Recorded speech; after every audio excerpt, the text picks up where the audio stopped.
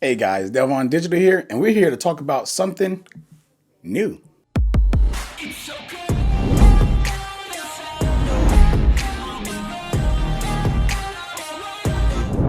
Before we get started with this video, I just want to let you guys know that this is a paid video, but my thoughts are still my own. So let's get right into it.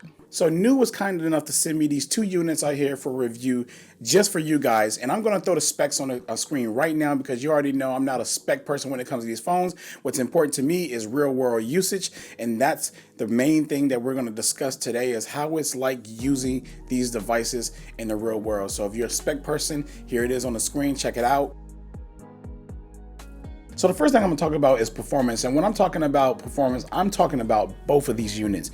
These units are close to stock UI, like what you get with the Pixel. Very, very similar to it. And it's a very light OS. It feels really, really good. It's smooth. It has 120 hertz refresh rate and it's just buttery smooth. I have really no issues about performance on this device. I mean, if you're given the price tag for these devices, like you can't lose. It's really good. It's smooth. The apps open up pretty fast. It's so much good to talk about with this device and its performance and how it's performing from day to day. Playing light games on it. I know if you're a heavy gamer, that's where it will probably give you some issues. But as far as light gaming, basic games that you download from the Play Store or anything like that, for that matter, you'll have a great time with it. I mean, obviously, if you're buying this phone, you're buying it on a budget and you're not buying a flagship for performance and stuff like that. But for your everyday average person performance, this handles well. It doesn't stutter, it doesn't lag or do anything that you expect from a budget phone at this price point. I do want to mention that both of these phones actually have a fingerprint reader. One has one under the display and the other one has it on the power button, and they both work pretty well. Like, you'll be surprised how well they work to be budget devices. Obviously, budget phones are getting better today, so I mean, it's just something that we can't expect from it in the first place. So, and it's secure. Another thing I want to talk about is the camera performance. Now, these are budget phones, so you can't expect the cameras to be just okay, or let's just say good enough to capture the image that you need and keep that memory saver. So if you're looking for like something on pro level, like the Pixels and the iPhones and the Galaxy phones, the S series at least, no, you're not going to get that type of quality, but you're going to get good enough quality, especially in the daytime, just as your average shot that you want to capture a memory of your child, your food, or your vacation, or your trip, or anything like that. Because keep in mind that we're talking about budget level at this point right here. So it's going to get the job done, as well as the video quality. It's going to get the job done. It's not anything mind-blowing or like wow or anything like that. It's not going to wow you, but it's going to get the job done that you need.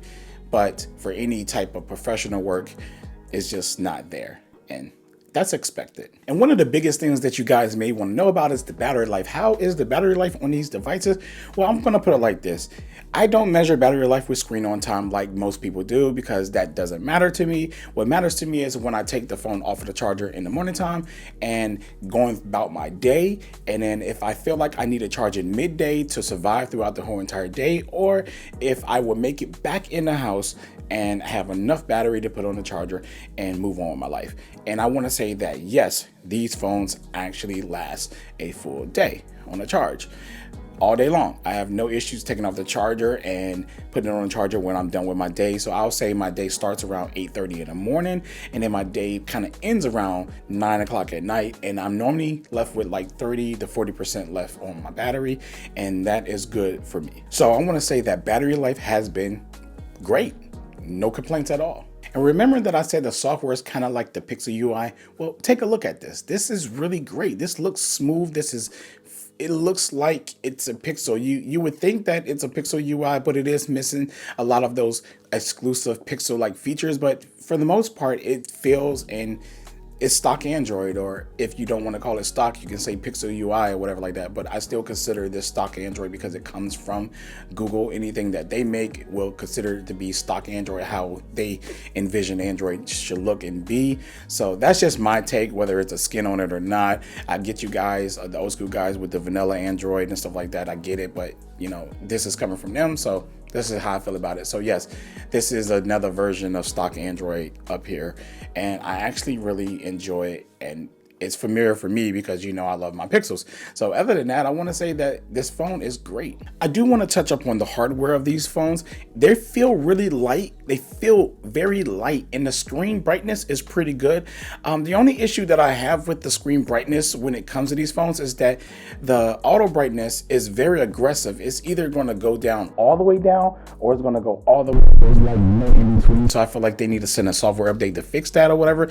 Other than that, I feel like the hardware up here is really great. The screen is nice and bright. It's nowhere near like flagships, but it's going to get you, you know, enough visibility outside and everything like that. And the build quality doesn't feel poor. It feels like it's a well-built phone. It feels very strong. It feels like, you know, if I drop it, it's not going to break or fall apart or anything like that for the matter. So, you know, I want to give them a big ups on the hardware and stuff like that and everything. I just wish they fixed the auto brightness part because it's just a hot mess. So I just actually have the auto brightness off, and I just adjust the brightness all day long anyways. But most other phones are pretty good at the auto brightness. Another thing I want to bring up is the speaker quality. The speaker quality in both of these devices is pretty good. Like I say, I don't really know many phones out there where the speakers are terrible. I mean, you're either going to get really stellar good speakers, or you're going to get really good speakers, and you really don't get terrible. So if you're watching any content, you're talking on the phone, speaker quality, all of that is really great. So I really have no complaints about that. I don't remember a moment where I was in a situation where I feel like, oh my God, I wish these speakers were way louder than this or anything like that for that matter. But for the most part, the speaker quality and the call quality has been very solid on these two devices. I get 4G with these things, and it's been pretty great, man. And some of the best things about budget phones, and I mean budget phones, which is really crazy to me, is that they still have headphone jacks and SD cards. That's crazy to me. But yes, both of these devices have a headphone jack and an SD card to expand your memory. Just imagine that.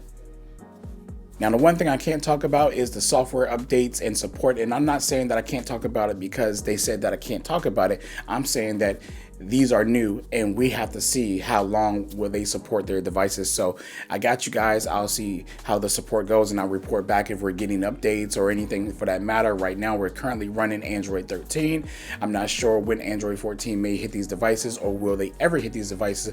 But that would be the really the last drawing point right there for most people who are looking on a budget for a phone, and some people who don't care about updates, and some people that do and still want a budget device that's still supported by the company. So we will see how that play out. Anyway, these are great budget devices, and for the price that you get these and everything that you get within these things, I want to say that you're really getting a good deal if you're someone who's on a budget and looking for a good device, or a device to get a kid, or a device to get your mother, your grandma, or uncle or brother, or anybody for that matter. If you don't want to spend those flagship prices, but you want to get some of those flagship features, this is it.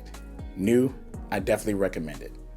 Anyways, this is Delvon Digital, and I'll catch you in the next video. Peace.